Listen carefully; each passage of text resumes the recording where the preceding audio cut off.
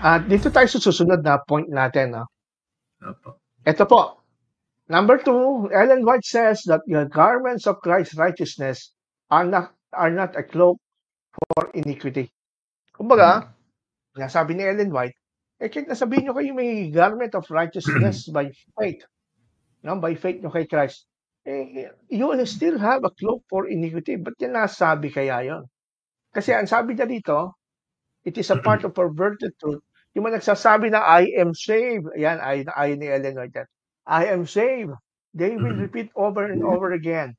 But are they saved while transgressing the law of Jehovah? No, for the garments of Christ's righteousness are not the cloak for iniquity. Parang pinalalabas niya, paano mo sasabihin na ikaw ay righteous by your faith and at the same time, tinatransgress mo yung law? Parang hindi niya ma-reconcile sa isip niya yun. How can you do that?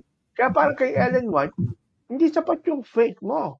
Kailangan you have to keep the law kasi for her, for Ellen White and many Adventists today, ang righteousness by faith ay dual aspect. Justification plus sanctification. Kaya dahil yan, na-distort na naman nila ang gospel. Dahil Brother Toto, ba't ko nasabing na-distort na naman nila ang gospel?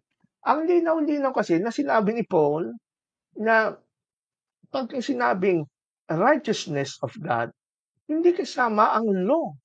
Di ba?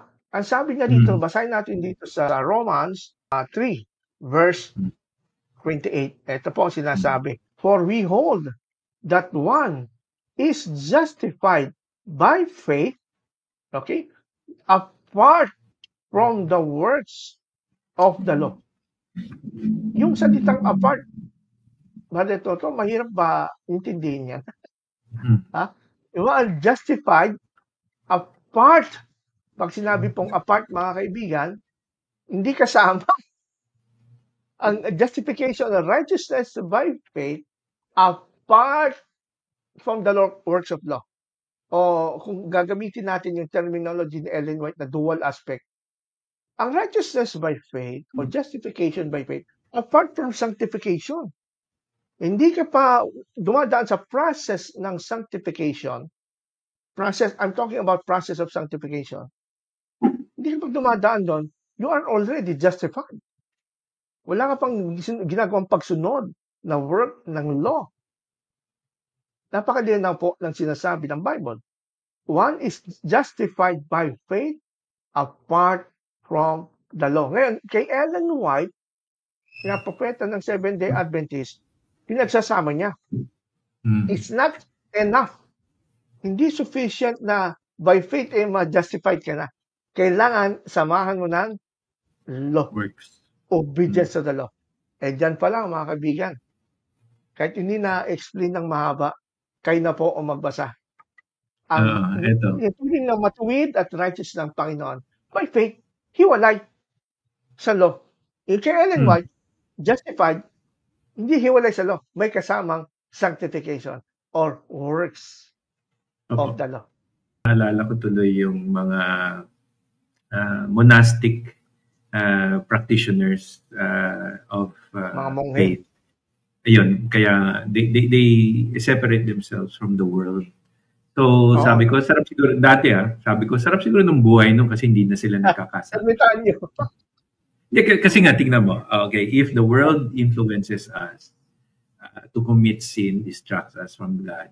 So, what if I extract myself from the world, alis ako sa mundo, punta ako sa bundok, manirahan ako mag-isa, di na ako magkakasala kasi walang tukso, walang kung anong bisyo, andun lang lahat. No? And then I follow God's commandments sa lahat. No?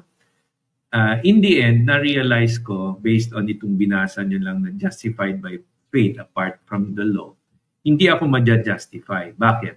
Kasi although I believe in God, I actually challenge the sufficiency of Christ in the sense that the only sin I have will be the sin that God hates the most, which is the sin of unbelief. Kasi if I believe that Jesus is more than sufficient for my justification and my salvation, then I don't need to actually go to the mountains and cover myself and protect myself from all Oo temptations, nga. believing that if I ever did that, kung gagawin ko man yun, na hindi na ako magkakasala. Kasi ninenegate ko ngayon, which is yung pala yung worst, no? Na pagka in-isolate mo yung sarili mo at naniniwala ka na just because hindi ka na nagkakasala, ligtas ka na. Yun pala yung worst case scenario. Mm. Kasi Amen. ano yun, righteousness by self-effort. And may nagpaliwanag sa akin nun. Una, hindi ko magets eh. So, to our Adventist friends, yun nga, the doctrine or what Ellen G. White is teaching is talagang contrary to what Jesus is trying to teach us when it comes to righteousness. Amen. Amen. Oh. Amen. Kaya nga, Brother Toto, nakakalungkot kasi ito yung nagpapakita na hindi talaga naintindihan ni Ellen White ang gospel. She was confused.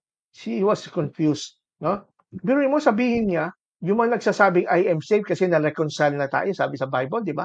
Sino ba naman hindi magsasabi na saved ka na, na-reconcile ka na sa Diyos eh? Enough na yung faith mo kay Jesus eh, na-reconcile. Tapos, hindi daw tama yon. Kasi, pagka sinabi mong I am saved, habang ikaw naman ay nagkakasala, yung righteousness, ginagawa mong cloak or iniquity. Samantalang kung ikukumpara natin ang teachings ni Ellen White sa Bible, Ephesians 2:5, ang linaw, even when we were dead in our trespass, made us alive together with Christ, by grace, you are saved. Ibig sabihin, pagka naka-base pa rin sa performance mo, kailangan tumututo ka sa kautusan, consistent ka, hindi grace yun. Ang tawag doon, works. Kung tama si Ellen White, sinasabi nito na ang pag-aaring matuwid sa pananampalataya ay may kasamang obligasyon o kondisyon ng pagsunod sa kautusan upang ito'y makamit. Dahil dyan ay ang kaligtasan ay hindi na isang biyaya, kundi bayad na ng Diyos sa iyong pagsunod. Kabaliktaran ito na sinasabi ni Apostol Pablo sa Roma Kapitulo 4, mga talatang 4 hanggang 5. Ngayon sa kanya na gumagawa hindi ibinibilang na biyaya ang ganti, kundi utang. Datapuat sa kanya na hindi gumagawa, ngunit sumasampalataya sa kanya na umaaring ganap sa masama, ang kanyang pananampalataya ay ibibilang na katuwiran. Malinaw na ang pag-aaring matuwid sa pananampalataya ay hindi resulta ng ating gawa o pagsunod sa kautusan, kundi sa pamamagitan ng pananampalataya lamang. Ang ganti o kabayaran ay nararapat lamang sa gumagawa, ngunit ang pag-aaring matuwid sa pananampalataya ay isang kaloob sa hindi gumagawa ngunit sumasampalataya. Going back to the scenario of monastic living. Monastic yung mongha or monk. Monga. Oo. So ang paniwala ng tao, hindi na siya nagkakasala. Tignan mo anong focus niya.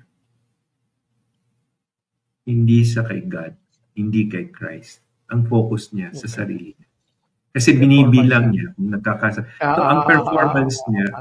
So kung sasabihin mo natin, wala siyang natisod, hindi siya natisod, sumunod siya sa Ten Commandments. Kasi unang-una sa lahat, yung first four, worship God, God and God alone. Tapos yung fourth commandment, paglubog ng araw, siguraduhin yan na nandun siya sa may sunrise, sunset na tama. Di ba? Hindi yung 3 months sunrise, 3 months sunset. So yun. So yung wala siyang i-disobey na magulang. Di ba? Honor your father and mother. Wala siyang papatayin, wala naman siyang kasama. Hindi siya mangangalunya. Hindi siya magkakaimbot, hindi siya makakapagsinungaling. Kasi mag-isa lang siya. Pero hindi ba yun yung parang concept nga na hindi mali pa. Ang tanong nga anong kasalanan ng taong yun? Wala naman siya ginawang kasalanan. Ang kasalanan niya ay nakafocus siya sa sarili niya. Yes. At naniwala siya sa tukso ng diablo na you can be like God knowing good and evil. Diba? Kasi alam niya na yung tama at mali. So, iniwasan niya lahat ng pagkakamali. Gagawin niya lahat ng tama. Alam niya kung tama at mali. Pero question, yung bang ginawa niya ay yun ang makakaligtas sa kanya? Sa kanyang paniwala, oo. So, ibalik natin sa mga ngayon na naniniwala dyan sa sulat ni Ellen G. White na hindi nila pwedeng sabihin na ligtas na sila. Kasi sabi nga hindi daw cloak of yung righteousness in God cannot be a cloak for iniquity. But on the other hand, tignan nyo going to the parable of Jesus Christ, dun sa prodigal son, that is the robe, ang unang binigay nung father from, hindi pa nga siya pinaliguan eh. Dumi-dumi niya. So anong symbol nun? Let's put wisdom into it. Heavenly wisdom gives us a perfect graphic illustration of how God treats a sinner. Christ gave this example for us to understand the reason why kasuklam-suklam ang tingin ng mga Pariseyo kay Kristo nung hinipo niya ang may ketong. Hinipo niya. Kasi sa katayuan natin bilang mga kasalanan, ketongin tayong lahat sa mata ng Diyos. Amen. Ketong ng kasalanan. Pero tignan nyo, hindi sa paglinis ng ketongin ang sarili niya natanggap siya. Ketongin siyang lumapit kay Kristo at sinabi niya ang Panginoon, pagalingin niyo. Anong ginawa ng Kristo? Hindi siya tinanggihan. Amen. At yun yung kasuklam-suklam sa mata ng mga self-righteous. Kasi kung i-apply natin sa atin ngayon, kaya galit ang mga tao na self-righteous sa mga taong katulad natin na naniniwala sa righteousness by faith, kasi nga, yan sa turo ni Ellen G. White. Sabi niya na yung righteousness ni Christ is not a cloak for iniquity, which is the total opposite. Okay, in context, baka ang ibig sabihin ni Ellen G. White, makasalanan ka hindi ka pwede kay Christ. And I'm telling God that I don't deserve to come to you because hindi pa ako malinis. Hayaan mo muna akong maglinis ng sarili ko at lalapit ako sa iyo at sasabihin ko, yan ang gusto mangyari ni Ellen. Hindi mo na akong yakapin kasi malinis na ako. Then that's Antichrist teaching. Yes, Antichrist take time to digest. Let's take time to digest. Why is it, Brother Toto, you're saying Antichrist teaching yan? Because the moment we believe we can clean ourselves before we present ourselves to God to become righteous, then we deceive ourselves. And the truth is not in us. Because we can never, ever cleanse ourselves of all our unrighteousness. It is only Christ and Christ alone. Kaya nga we need the robe of righteousness to cover this iniquity. This flesh is hostile to God. And while we are in this world, the flesh continues to be in the flesh and will not inherit the kingdom of heaven. Now, how do we now get accepted? By the robe of righteousness. Kaya nga tayo, prodigal son, balik tayo kay God. Sabihin natin, Lord, I'm not worthy to receive you. Diba? Amen. Only say the word and I shall be healed. Diba? Your servant will be healed. Amen. So, yayakapin tayo ni Kristo. Go. Hallelujah. I forgive you totally. Unconditionally. The covenant is done. So, I don't know. Yun lang. Does that make any sense to the listeners? Yeah, it makes sense. And I pray to God na naunawaan ng ating mga viewers ko. Yang inyong sinabi. Napakahalaga niya. Yan po talagang essence ng gospel. Kasi